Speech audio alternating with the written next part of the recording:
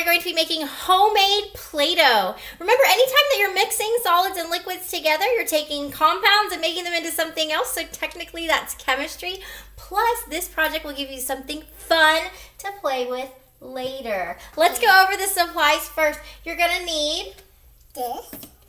1 cup of flour, 1/3 cup of salt, 2 teaspoons of cream of tartar sauce, 1 cup of just plain water, and then food coloring to make it look pretty.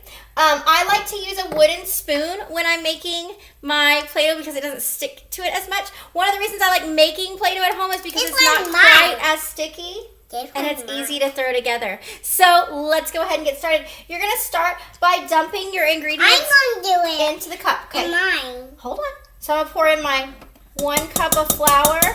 Can we do it mine? All right, carefully pour in your salt. Good. Yeah. And then 1 cup of water. And 2 teaspoons of cream of tartar. You can find cream of tartar in the baking section at any store. So here's, help me count. 1, 1, 2. Can we do it? 2. Good job. I'll see my stick. You gonna hold it? All right, so you're gonna cook that on kind of a medium heat until it's hot, baby. I'm gonna do this part until it starts to get kind of sticky, like you would expect Play-Doh to. I'm going to be stirring almost continuously. It doesn't take long for it to start to look more like you would expect Play-Doh to look. You want it to start sticking together a whole lot where it's pulling away from the sides. So let me show you what that looks like. So it's starting to really look. I got 2 bits. Play-Doh. Sit down, silly girl. I got to get the top. Oh, did it fall? Here. I see. So I'm going to keep stirring. I don't add the food coloring in just yet. I do that in just a minute. I just dropped it. So I'm going to stir for a second and then we'll be right back with you. All right, so once your Play-Doh has kind of gotten really stuck together in the pan after you've been cooking it for about 5 minutes, you're gonna scrape it all off the sides and dump it onto just regular wax paper. We use wax paper because it's got a waxy substance on the top, so it's not gonna stick to it while we mix in our colors. So we're gonna dump this onto the wax paper.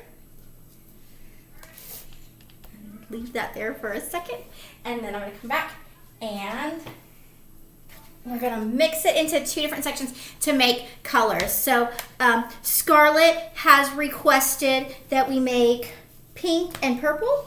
Yeah, pink and purple Play-Doh today.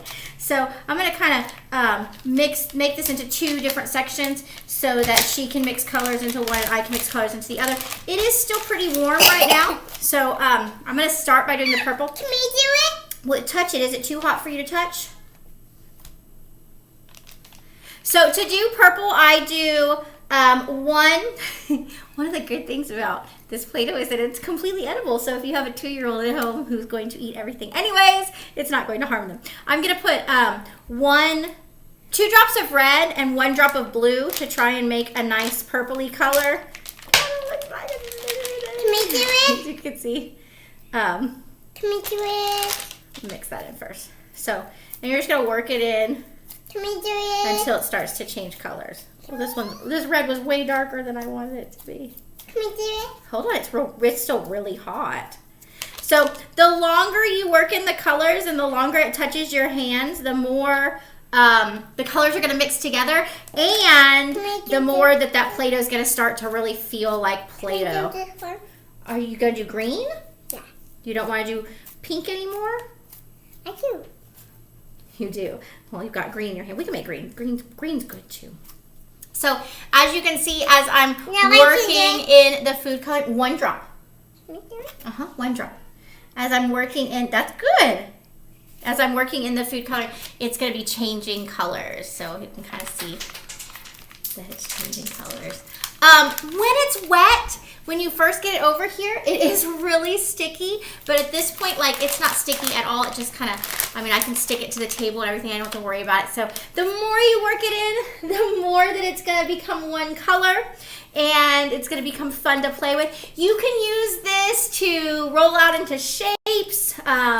You could use it with cookie cutters. You could build a volcano outside of it with it. You can do all kinds of fun stuff that you would do with normal Play-Doh if you don't have time to run to the store and get it. Plus, this one's a little bit safer because it has just all natural ingredients that you might find in your kitchen.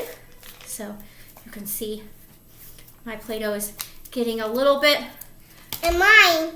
Pinker. I need a little bit more color, but I hope you guys get to try this at home. It's a fun way to make Play-Doh on your own that Scarlett and I enjoy doing, don't we? Was this fun? Yeah. Yes. All right, tell everybody bye. Bye. Happy exploring.